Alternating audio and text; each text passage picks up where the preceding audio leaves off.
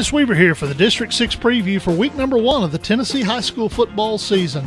All 5 District 6 teams took losses last week and look to get in the win column this week with a plethora of district road games. The lone home game is in Crossville as the Cumberland County Jets host Campbell County.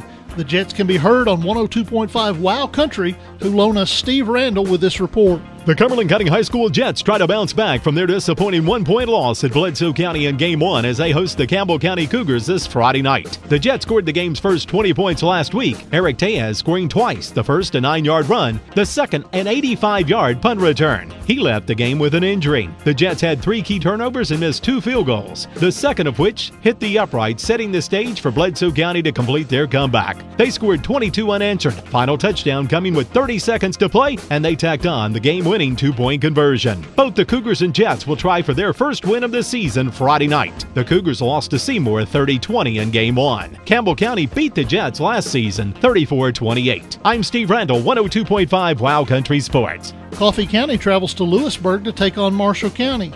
Covering the Red Raiders for Thunder Radio, here is Lucky Knott.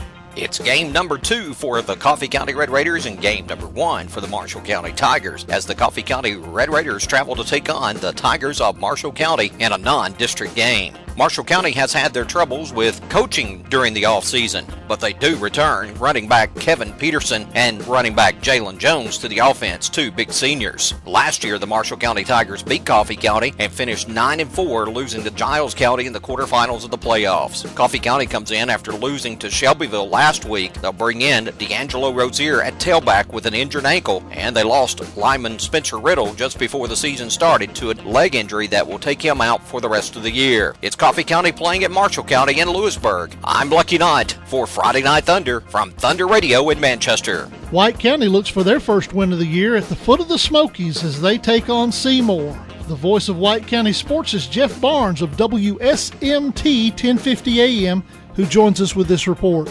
After getting shut out in their season opener last Friday night, the White County Warriors will try to even their record at 1-1 on the season as they make that long trip to Seymour tonight to take on the Eagles. The Warriors were shut out 34-0 by Smith County. Devin Davidson went out with a hip pointer but should be able to start tonight against the Seymour Eagles. Last season, it was a scoring barrage for the Seymour Eagles and the White County Warriors, with the Warriors coming out on top by a score of 48-38. Seymour lost their season opener 30-20 to Campbell County last Friday night. It's the Warriors and the Eagles tonight in Seymour. Kickoff at 6 o'clock. For 1050 WSMT Sports, I'm Jeff Barnes. Cookeville is on the road again this week, traveling to Tullahoma to take on the Cats.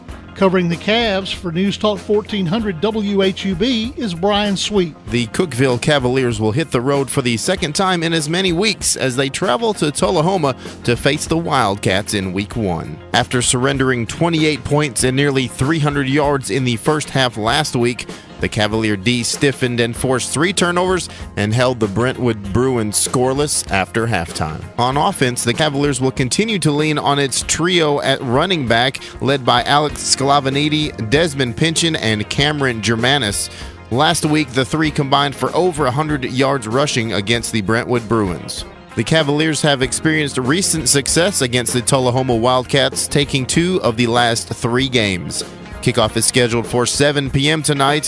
For News Talk 1400 The Hub, this is Brian Sweet. And the Pioneers travel to Horse Country to take on Shelbyville. For the sports leader, 1230 WAKI Sports in McMinnville, here is Jay Walker. After being routed 50-0 by a good DeKalb County team in the season opener last week, the Warren County Pioneers face another stern road test tonight as they travel to Walking Horse Country to take on the Shelbyville Golden Eagles. The Pioneers will be without the services of junior quarterback Hunter Mulligan, who suffered a concussion early in last week's game. Taking his place under center will be a freshman, Christian Wilkinson.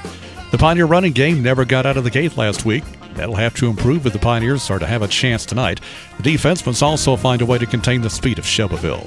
It's Warren County at Shelbyville tonight at 7. For Sports Radio 1230 WAKI, I'm Jay Walker. That does it for the District 6 Roundup. I'm Dennis Weaver of Friday Night Thunder. Check out our website, FridayNightThunder.com.